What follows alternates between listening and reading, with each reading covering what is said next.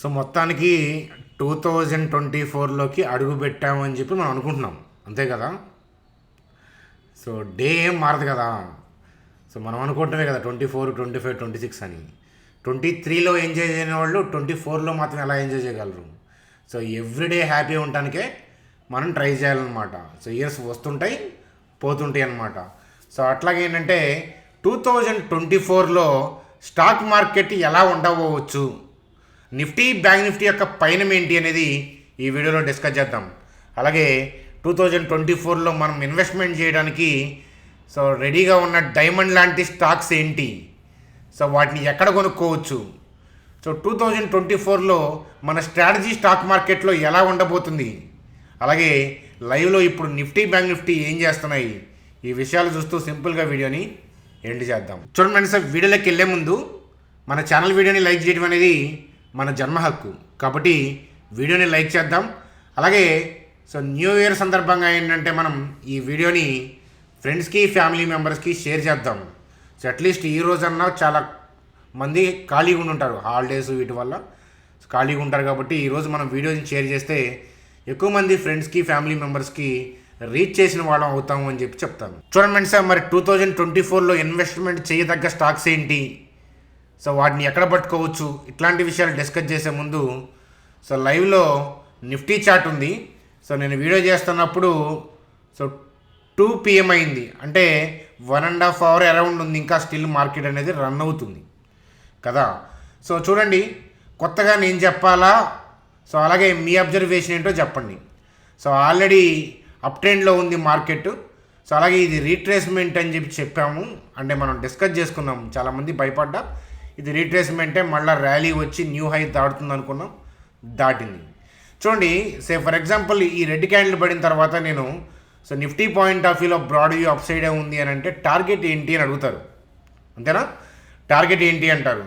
చూడండి, సో ఇక్కడ Nifty 20,000 so 993, so ఇది ఎక్కడ ఉందో 20,900 అనుకుందాం సే ఫర్ ఎగ్జాంపుల్. అక్కడ ఉన్నప్పుడు 21,780 టార్గెట్ అని చెప్పగలమా? సో 820 అని చెప్పగలరా? సరే, 21,780 అని చెప్తే దానికన్నా పైకి వెళ్ళేటట్లుంది.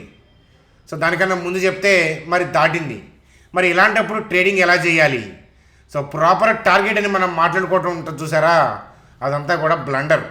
స్టాక్ మార్కెట్ అనేది సో మీరు అబ్జర్వ్ చేసింది, సో నేను అబ్జర్వ్ చేసింది, మనమంతా కలిసి అబ్జర్వ్ చేసింది.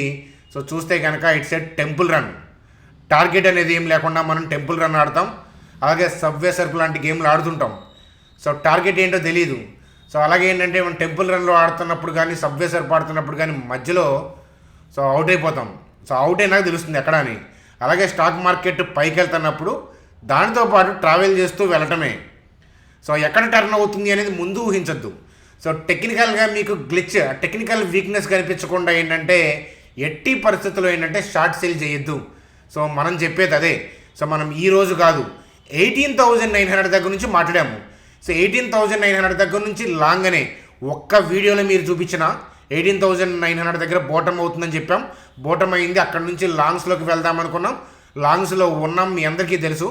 అక్కడ నుంచి ఒక్క వీడియోలో అయినా సరే మన ఛానల్లో సో మీరు చూపిస్తే డౌన్ ట్రెండ్ అని కానీ సెల్ చేయమని కానీ సో మీరు కనుక చూపిస్తే కనుక సో నేను అన్సబ్స్క్రైబ్ చేయమని చెప్తాను, ఉన్న వాళ్ళందరినీ అన్సబ్స్క్రైబ్ చేయమని చెప్తాను.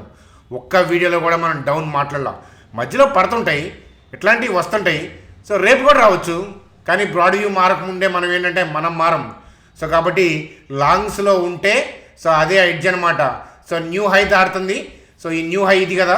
సో నేను వీడియో చేస్తున్నప్పుడు హై ఏంటి 21,801. సో 21,778, 21,780లో ఉంది కదా. సో మీరు చూసేటప్పటికి దాటచ్చు. సో ఏంటంటే న్యూ హై దాటినప్పుడు ఏంటంటే కొంచెం ప్రాఫిట్ బుకింగ్ వస్తూ ఉంటుంది, అంతే కదా. ఈ స్పేస్లో కొంచెం సెల్ ఆర్డర్స్ ఉండొచ్చు కదా, తెలియదు కదా మనకి. అందువల్ల సో ఈ న్యూ హై దాటినప్పుడు ఏంటంటే ఈ ఎంటీ స్పేస్లో ఏంటంటే సెల్ ఆర్డర్స్ ఉంటాయి. సో సెల్ ఆర్డర్ అంటే డౌన్ సైడ్ సెల్ చేయమని కాదు. సో వాళ్ళు సెల్ చేసుకొని బుక్ చేసుకుంటారు అనమాట. కంటిన్యూగా లాంగ్లో ఉంటున్నారు కదా, సో వాటి నిండా కొంత బుక్ చేసుకొని మళ్ళీ పైకి వెళ్తారు. కాబట్టి ఎవ్రీ హై దాటినప్పుడు డిప్ వస్తూ ఉంటుంది. కాబట్టి ఏంటంటే by and dips point of వ్యూలో ఉండొచ్చు. మార్కెట్ యొక్క బ్రాడ్ వ్యూ చూడండి. So it is aggressive, so it is going to high, so it is aiming for 22K అని అర్థమవుతుందా. 22K ని టార్గెట్ చేయొద్దు, దానికన్నా దాటచ్చు, దానికి ముందే బ్రాడ్ వ్యూ చేంజ్ అవ్వచ్చు. బ్రాడ్ వ్యూ చేంజ్ అయ్యేదాకా నేను లాంగ్ లాంగ్ లాంగ్ లాంగ్ అంటాను.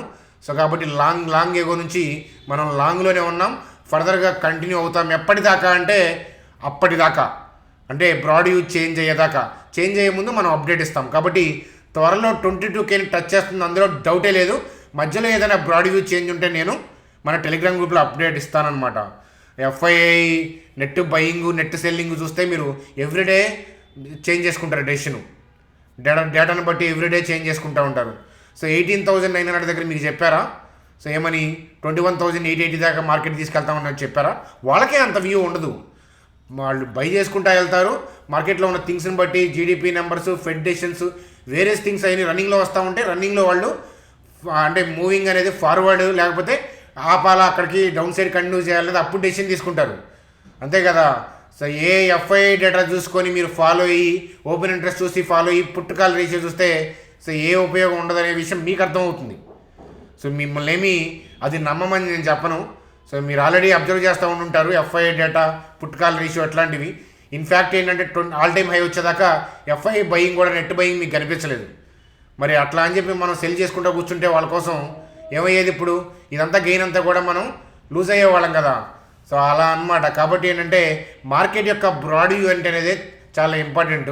ఎఫ్ఐ డేటా పాజిటివ్గా పడుతున్నప్పుడు ఏంటంటే అగ్రెసివ్గా ఉంటాయి candles compare with earlier. So ఏదైనా కానీ పైకి వెళ్ళింది కదా, ఎఫ్ఐ బై చేయకముందు పైకి వెళ్ళింది, ఎఫ్ఐ బై చేస్తున్నప్పుడు పైకి వెళ్తుంది. సో అదనమాట మన కంట్రీ మార్కెట్లో ఉన్న కలేజా దమ్ అది అని చెప్పి చెప్తాను. చూడండి సార్, 2024లో ఇన్వెస్ట్మెంట్ చేయదగ్గ స్టాక్స్ ఏంటి డిస్కస్ చేసే ముందు మీరు ఈరోజు న్యూ ఇయర్ని ఎలా ప్లాన్ చేసుకున్నారు అది కామెంట్ సెక్షన్లో చేయండి. రాత్రి ఎలా సెలబ్రేట్ చేసుకున్నారు? నేనైతే సో ఎలోన్గానే హ్యాపీగా, సో కొత్త స్పెషల్ ఏం లేదు, రోజు కూడా ఎంజాయ్ మోడ్లోనే ఉంటాను నేను. అందువల్ల నాకు నార్మల్గా అనిపించింది. సో సేమ్ థింగ్ ఏంటంటే సో ఎంజాయ్ చేయాలంటే డ్రింక్ చేయాల్సిన రూల్ ఏమి లేదనమాట. సో డ్యాన్స్ చేయాలంటే చూడండి కొన్ని కంట్రీస్ ఉన్నాయి, సో ఏంటంటే వాళ్ళు డ్రింక్ చేయరు. లైక్ అరబ్ కంట్రీస్ ఉన్నాయి, సే ఫర్ ఎగ్జాంపుల్, వాళ్ళేం డ్రింక్ చేయరు. సో కానీ ఏంటంటే డ్యాన్స్ మోడ్లో ఉంటారు, వాళ్ళు డ్యాన్స్ చేస్తారు. కాబట్టి ఏంటంటే డ్యాన్స్ చేయడానికి అది చేయాల్సిన అవసరమే లేదనమాట. సో కాబట్టి సో నేనేమంటానంటే ఈరోజు ఎలాంటి ప్లాన్స్ చేశారు? సో నేనైతే హ్యాపీగా సైలెంట్గా సిట్ అంటే హాయిగా కూర్చోవడం, ఈ రిలాక్సేషన్ ద్వారా కూడా మంచి హ్యాపీనెస్ అనేది పొందుతాను. సో అలాగేనంటే గుంపులో కాకుండా విడిగా నేను ప్లాన్ చేస్తాను. విడిగా అంటే సే ఫర్ ఎగ్జాంపుల్ ఇదంతా అయిపోయిన తర్వాత ఏదైనా మళ్ళీ ట్రిప్ కానీ హాయిగా ఎలోన్గా ప్లాన్ చేసుకుంటాను అనమాట. సో అదనమాట హ్యాపీగా. సో 2024లో ఇన్వెస్ట్మెంట్ చేయాల్సిన ఏంటి అని అంటే హెచ్సిఎల్ టెక్.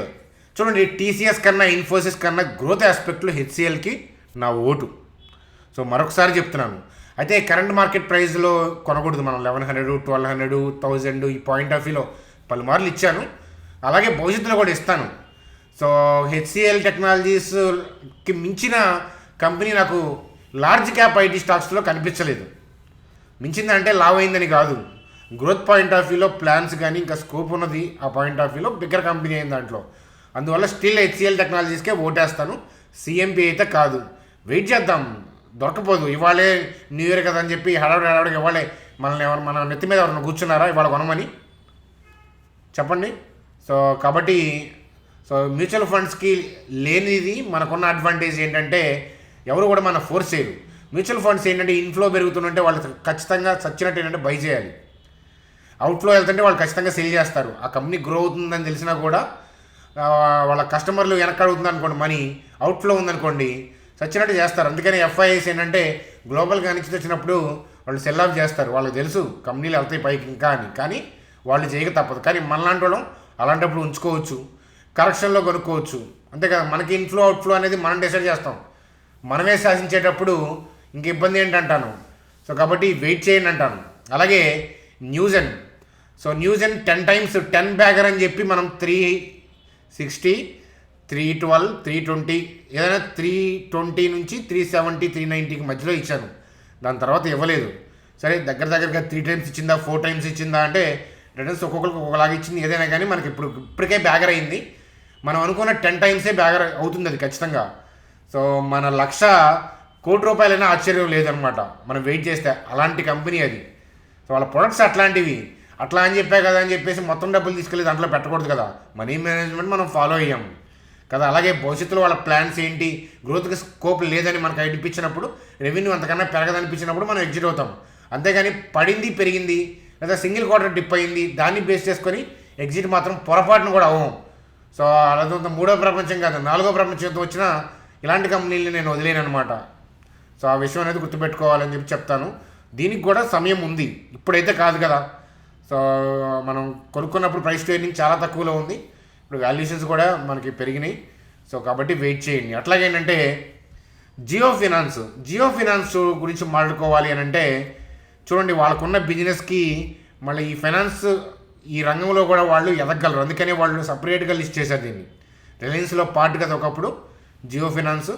సో వాళ్ళకున్న బిజినెస్ చూడండి, వాళ్ళ టీవీలు, వాళ్ళ ఫ్రిడ్జ్లు, వాళ్ళకి ఇప్పుడు రిలయన్స్ డిజిటల్ ఉంది కదా, అక్కడే దీన్ని బిజినెస్ ఎక్స్పాండ్ చేయొచ్చు. సో ఇప్పుడు వేరే వాళ్ళలాగా టైఅప్ అవ్వాల్సిన అవసరం, వేరే కంపెనీలతో టైఅప్ అవ్వాల్సిన అవసరం లేదు. వాళ్ళకున్న బిజినెసే చాలా ఎక్స్పాన్షన్, కాబట్టి దీంట్లో గ్రోత్ ఉంది. సో వాళ్ళు చేయగలరు, వాళ్ళ మేనేజ్మెంట్ అలాంటిది. అలాగే ముఖేష్ అంబానీ అడుగుపెట్టిన తను డెవలప్ చేస్తున్న వాటిలో చాలా వాటిలో గ్రోత్ చూపించారు కదా. సో దీంట్లో కూడా భవిష్యత్తులో కమింగ్ 10-15 ఇయర్స్ 20 ఇయర్స్లో ఖచ్చితంగా గ్రోత్ ఉంటుంది. ఇది కూడా 10 బ్యాగర్, కాకపోతే ఇప్పుడు కొనడం అనేది కరెక్ట్ కాదు. దాని సమయం దానికి వస్తుంది, దాని బ్యాడ్ డే దానికి వస్తుంది. అలాంటప్పుడు మనం పట్టుకుందాం. కాబట్టి మనసులో పెట్టుకోండి అని చెప్పి చెప్తాను. అలాగే కరెంట్ మార్కెట్ ప్రైస్లో కొనుక్కోవచ్చు అని చెప్పే కంపెనీ ఏంటంటే డిహెచ్పి. సో రీసెంట్గా 1-2 క్వార్టర్స్ డిప్ అవడం వల్ల, అనుకున్నట్లుగా రాకపోవడం వల్ల, ప్రాఫిట్లే అనుకున్నట్లుగా రాకపోవడం వల్ల అలా అయింది. కంపెనీ ఏంటంటే మనం ఎక్కడైతే దగ్గర ఇన్వెస్ట్మెంట్ చేసామో దగ్గర అక్కడే ఉంది. సో ఇది కూడా బ్యాగరు. ఇప్పుడు కొనుక్కోవాలి అని అంటే ఎవరైనా ఒక 3-4% ఇన్వెస్ట్మెంట్ క్యాపిటల్ వాడి ఇన్వెస్ట్మెంట్ చేసుకోవచ్చు మీ ఫైనాన్షియల్ అడ్వైజర్ని కలిసి అంటాను. చూడండి, వీడియోలో డిస్కస్ చేసేవి అన్నీ కూడా నా వ్యక్తిగతమైన అభిప్రాయాలు. ఇన్వెస్ట్మెంట్ డెసిషన్స్, ట్రేడింగ్ డెసిషన్స్ తీసుకునే ముందు మీ ఫైనాన్షియల్ అడ్వైజర్ని తప్పక కలవండి. అలాగే Laurus lab. So Laurus lab అంటే చూడండి 430. సో 430లో ఉంది. సో మనం 400 అండర్ మనం చాలాసార్లు చెప్పాం, రీసెంట్గా చెప్పాం. 2023 అంతా కూడా ఎక్కువసార్లు నేను ఏదైనా వీడియోలో మాట్లాడాను పర్టికులర్ స్టాక్ గురించి అంటే లారస్ ల్యాబ్ అది. సో దాని తగ్గట్టే పయనిస్తుంది. సో ఫర్దర్గా కూడా పైకి వెళ్తుంది. రీసెంట్గా వాళ్ళ డెవలప్మెంట్స్ కూడా బాగున్నాయి. సో కాబట్టి ఖచ్చితంగా ఏంటంటే ఇది కూడా మనకి బ్యాగర్ అవుతుంది. Stock to hold for decade అంటాను, కానీ అట్లా అని డెకేడ్ బ్లైండ్గా కాదు, మనం అబ్జర్వ్ చేసుకుంటే హోల్డ్ చేస్తాం, అంతే కదా. అలాగే బ్యాంక్స్లో మళ్ళీ ఏంటంటే మనకి పెద్ద బ్యాంకు అంటే బిగ్గర్ బ్యాంకు, హెచ్డిఎఫ్సి బ్యాంక్ అంత అవ్వగలిగిన పొటెన్షియాలిటీ ఉన్న bank IDFC first bank. So అది ఇప్పుడే అవుతుందని కాదు. So stock to hold for decade. ఎప్పుడైనా గుర్తుపెట్టుకోండి, ఒక స్టాక్ని పట్టుకునేటప్పుడు ఒక డెకేడ్ మనం హోల్డ్ చేద్దాము. డెకేడ్లో ఆ కంపెనీ అనేది ఎంత బిగ్గర్ అవుతుంది, సో కంపెనీ మార్కెట్ క్యాప్ ఎంత అవుతుంది, సో వాళ్ళ బ్రాంచెస్ ఎలా ఎక్స్పాండ్ అవ్వగలవు, అవ్వడానికి స్కోప్ ఏంటి, వాళ్ళు తీసుకున్న స్టెప్స్ ఏంటి, మేనేజ్మెంట్ ఎలాంటిది, ఇవి ఆలోచించండి. అప్పుడు స్టాక్ని హోల్డ్ చేస్తారు. పెరిగింది పడింది యావరేజ్ చేయాలా, అమ్మేసేయాలా. సో చూడండి, పెరగగానే అమ్మేసుకుంటే అది ఇంకా పెరగచ్చు. ఏం చేస్తారు అప్పుడు? మళ్ళీ అక్కడ కొంటారా? అలాగే పడతా ఉంటాయి, ఏదైనా గ్లోబల్గా ఏదో అనిశ్చితి జరుగుతుంది, కంట్రీల మధ్య వార్ కైండ్ ఆఫ్ న్యూస్ కానీ, క్రూడ్ ఎఫెక్ట్ కానీ, ఇంకేదో బ్యాంకు దివాళా తీయడం వల్ల కూడా ఈ బ్యాంకు టెంపరీగా 2-3 వీక్స్ డిప్ అవుతుంది సెంటిమెంట్ వల్ల. సో కానీ అలాంటివన్నీ జరిగినా కూడా మనం ఏంటంటే అలాంటప్పుడు అక్యూములేట్ చేయడానికి ఆపర్చునిటీస్, అంతేగాని ఇండివిజువల్గా బ్యాంక్ యొక్క రెవెన్యూ సో అంటే కన్సిక్యూటివ్గా 2 ఇయర్స్లో ప్రాబ్లం లేనప్పుడు, వాళ్ళ థింగ్స్ బాగున్నప్పుడు, డెవలప్మెంట్కి స్కోప్ ఉన్నప్పుడు, గ్రోత్కి స్కోప్ ఉన్నప్పుడు, మేనేజ్మెంట్ సరిగ్గా డ్రైవ్ చేస్తున్నప్పుడు సో మనం హోల్డ్ చేసుకుంటా వెళ్ళిపోతూ ఉంటామే అనమాట. అప్పుడు ఏంటంటే we can eat as much like temple run, వెళ్ళిపోతూనే ఉంటాం మనం. చూడండి, అలాగే అరబిందో ఫార్మా. సో మీకు 1000 పైన అమ్మిస్తాను అని చెప్పి 500 అరౌండ్ కొనిచ్చాను. 500, 450, 430. సో చాలాసార్లు చేసాం. 2023లో చాలాసార్లు మనం మాట్లాడుకున్నాము, 22లో కూడా ఐ గెస్. అయితే అది ఒక కంపెనీ, మనం డిప్స్లో మాట్లాడుకుందాం దాని గురించి కూడా. అలాగే ఇంకొక గ్రోత్కి స్కోప్ అని ఇంకొక బ్యాంక్ ఏంటంటే ఫెడరల్ బ్యాంక్ అనమాట. సో సిఎంపిలో అయితే కనుక కరెక్ట్ కాదు మనం కొనడం దాన్ని. సో అట్లాగే అదానీ పోర్ట్స్ మనం చూసారా, హిండన్బర్గ్ వాళ్ళు మన నెత్తిన పాలు పోశారు. ఎందుకంటే వాళ్ళు స్కామ్ అని ఆరోపణలు చేయకపోతే మనం 390, 410, 420, 430, 520 ఈ లెవెల్లో మనం దాన్ని కొనేవాళ్ళం కాదు. 100% అది ఇచ్చేది కాదు. సో అలాగే ఏంటంటే మన కరెంట్ గవర్నమెంట్ ఇటువైపు స్టెప్స్ వేస్తుంది, దానికి తగ్గట్టుగా వీళ్ళకి సపోర్ట్ ఉంది. అలాగే వేరే కంట్రీల్లో కూడా ఏంటంటే పోర్ట్స్ బిజినెస్ ఎక్స్పాండ్ అవుతుంది. అదానీ గ్రూప్స్లో నమ్మదగిన బిజినెస్ ఏంటి అని అంటే అదానీ పోర్ట్స్. సో అందుకని దాని ఒక్కదానికే నా ఓటు ఎప్పుడూ వేస్తాను. భవిష్యత్తులో కూడా మనం డిప్స్లో దాన్ని ప్లాన్ చేద్దాం. చూడండి వీడియో ఫర్దర్గా కంటిన్యూ చేసే ముందు వీడియో కింద డిస్క్రిప్షన్లో టెలిగ్రామ్ లింక్ ఉంది, ఫ్రీ టెలిగ్రామ్ గ్రూప్, దాంట్లో జాయిన్ అవ్వండి. అలాగే ఇక్కడ ఏంజల్ జీరోదా లింక్స్ ఉన్నాయి. మన డీమ్యాట్ గ్రూప్లో ఉన్న వాళ్ళ పోర్ట్ఫోలియోస్ 50-60% అట్లా కామెంట్ చేస్తున్నారు కదా, కొంతమంది 100% అంటున్నారు. మరి అది ఎలా వచ్చిందో నాకైతే తెలియదు. నాకైతే అంటే వాళ్ళు ఏదైనా కొన్ని స్టాక్స్ పిక్ చేస్తే మనీ అవి 100% దాటినాయేమో. నాకైతే అనిపించలా, ఎందుకంటే కొన్ని డల్ ఉంటాయి కదా పోర్ట్ఫోలియోలో. ఏదైనా కానీ పోర్ట్ఫోలియో యావరేజ్గా చాలామంది 50% అబవ్ రిటర్న్స్ అని చెప్పని అన్నారు. మంచిదే, కానీ మనం అలాంటి ర్యాలీలో స్తబ్దుగా ఉండటం వల్ల అలాంటి రిటర్న్స్ తీసుకోగలుగుతాం. డిప్స్ వచ్చినప్పుడు మనం ఆగం, కాబట్టి వాటి కోసం వెయిట్ చేయండి. అదనమాట. కాబట్టి మన గ్రూప్లోకి రావాలంటే ఏంజల్ జీరోదా లింక్స్ ఇచ్చాను, మన లింక్స్ ద్వారా అకౌంట్ ఓపెన్ చేసి ఈ నెంబర్కి మీ ఐడిని వాట్సాప్ చేయండి. కొద్ది క్యాపిటల్ అయిన పర్లేదు, మీ క్యాపిటల్తో వస్తే లైఫ్ టైం ఇన్వెస్ట్మెంట్ యూస్ మీరు ఫ్రీగా చూడొచ్చు. చూడండి ఆ తర్వాత హెచ్డిఎఫ్సి బ్యాంక్ మీకు తెలియదే ఉంది. హెచ్డిఎఫ్సి బ్యాంక్ ఎంత ఎదిగిపోయిందో, హెచ్డిఎఫ్సి లిమిటెడ్తో కలవడంతో అది ఇంకా పెద్ద బ్యాంక్ అయ్యింది. రిలయన్స్ అంటే చెప్పే పని లేదు కదా, నా పోర్ట్ఫోలియోలో హెవీ వెయిటేజ్ ఉన్న స్టాకు, మీ పోర్ట్ఫోలియోస్లో కూడా చాలామందికి రిలయన్స్ ఇండస్ట్రీస్ హెవీ వెయిటేజ్ ఉంటుంది. అలాగే జయకుమార్ ఇన్ఫ్రా, మనం ఎక్కడో ఇన్వెస్ట్మెంట్ చేసాం 170, 180 ఆ పాయింట్ ఆఫ్ వ్యూలో, 230, 220 పాయింట్ ఆఫ్ వ్యూలో కూడా మాట్లాడాం. వెళ్ళింది, ఇంకా ఫర్దర్గా కూడా వెళ్తుంది. మంచి గ్రోత్ ఉన్న కంపెనీ అది, మీ అందరికీ తెలుసు. డిప్స్లో మళ్ళీ మనం దీన్ని ప్లాన్ చేద్దాం. చూడండి అలాగే మణప్పురం. మణప్పురం చాలాసార్లు మాట్లాడాము, మీ అందరికీ తెలుసు. అయితే ఆ మధ్యలో ఏదో మన ఇష్యూ వచ్చిందని మనం ఎగ్జిట్ అయ్యాం. మళ్ళీ దివాళీ పిగ్గా మణప్పురంని నా వ్యూ ఇచ్చాను. దాని తర్వాత మళ్ళీ పర్ఫార్మెన్స్ బాగుంది. రెవెన్యూ అనేది పెరగబోతుంది కమింగ్ 5 ఇయర్స్లో, కమింగ్ 2-3 ఇయర్స్లోనే మీకు ఆ రిఫ్లెక్షన్ కనిపిస్తుంది. ఇది బ్యాగర్ ఇక్కడ నుంచి బ్యాగర్ అవుతుంది, ఇక్కడ నుంచి 10 బ్యాగర్ అయ్యే సత్తా ఉంది ఇంకా ఆ కంపెనీకి. మణిపురం యొక్క మేనేజ్మెంట్ అలాంటిది. చాలాసార్లు ఇష్యూస్ ఫేస్ చేశారు, చాలాసార్లు డ్రైవ్ చేశారు. సేమ్ థింగ్ ఏంటంటే కాంపిటీషన్ చాలా ఉంది ఈ గోల్డ్, ఈ ఫినాన్స్ దీంట్లో. కానీ వాళ్ళు తట్టుకొని వాళ్ళు తీసుకువస్తున్నారు అన్నమాట రిజల్ట్స్. అందువల్ల ఏంటంటే కంపెనీ మీద నమ్మకం. అలాగే ఆప్టస్ గురించి మనం చాలాసార్లు మాట్లాడుకున్నాము. వాళ్ళ హౌసింగ్ ఫైనాన్స్ ఎలా డిఫరెంట్గా వాళ్ళు ప్లాన్ చేస్తున్నారు. చాలా హౌసింగ్ ఫైనాన్స్లు ఉండొచ్చు, వీళ్ళు ఎలా స్పెషల్ అనేది చూస్తే ఆప్టస్ మీకు నచ్చుతుంది. అలాగే ఏషియన్ గ్రానైట్ ఏదైనా డిప్లో కొందాం. ఏషియన్ గ్రానైట్ వాళ్ళ ప్లాన్స్ రీసెంట్గా చూసారు. మనం దానికన్నా ముందే మనం వ్యూ పలుమార్లు ఇచ్చాం, వెయిట్ చేయమని చెప్పాను. చాలాసార్లు ట్రోలింగ్ కూడా చేశారు, మీ పోర్ట్ఫోలియో మీరు చెప్పినవి బాగానే ఉన్నాయి, మరి ఏషియన్ గ్రానైట్ గురించి మాట్లాడవేంటని. ఆ మాటలను బట్టి కూడా నేను చాలాసార్లు మాట్లాడాను. కానీ ఏంటంటే సక్సెస్ వచ్చినప్పుడు ఏంటంటే మాట్లాడితే ఏంటంటే పీపుల్ అప్పుడు క్లాప్స్ కొడతారు. కానీ ఏంటంటే నేను అది ఇచ్చినప్పుడు అదే వ్యూతో ఉన్నాను, మధ్యలోనూ అదే వ్యూతో ఉన్నాను, ఇప్పుడు అదే వ్యూలో ఉంటాను, తర్వాత ఏదైనా డిప్ అయినా అదే వ్యూలో ఉంటాను. అన్నట్స్ అంటే నాకు బిజినెస్లో డీవియేషన్ కనిపిస్తే తప్ప నేనే వ్యూ మార్చుకోను అనమాట. మీ కామెంట్లకే వ్యూ మార్చేసుకుంటే ఇంకా మేము యూట్యూబ్లో ఎట్ట అవుతాం బాయ్. చూడండి అలాగే శామ్ మెటాలిక్స్ మనకి 2-3 సార్లు డివిడెంట్ ఇచ్చి మనం 270, 280లో ఇన్వెస్ట్మెంట్ చేస్తే 627 దాకా వెళ్ళి మీ భవిష్యత్తుకి నేను భరోసా అన్నట్లు ఈ స్టాక్ మూవ్ అవుతుంది. మళ్ళా కొందాం, కాదే ఇప్పుడైతే కాదు. అలాగే ఎస్కార్ట్స్ కూడా మనకి దగ్గర 100% పైగా రిటర్న్స్ ఇచ్చింది. కుబోటా వాళ్ళ టెక్నాలజీ ఎస్కార్ట్స్కి అడ్వాంటేజ్ అని చెప్పాను. కుబోటా వాళ్ళు ఇంకా బాగా డ్రైవ్ చేస్తారని చెప్పాను. ఆ ఇంపాక్ట్ మీకు కనిపించింది ఆల్రెడీ. కుబోటా వాళ్ళు కొనకముందే మనం ఎస్కార్ట్స్లో ప్లాన్ చేసాము. అలాగే Swaraj engines debt free company, చాలాసార్లు డివిడెంట్ ఇచ్చారు. అలాగే గ్రోత్కి స్కోప్ ఉందన్నమాట.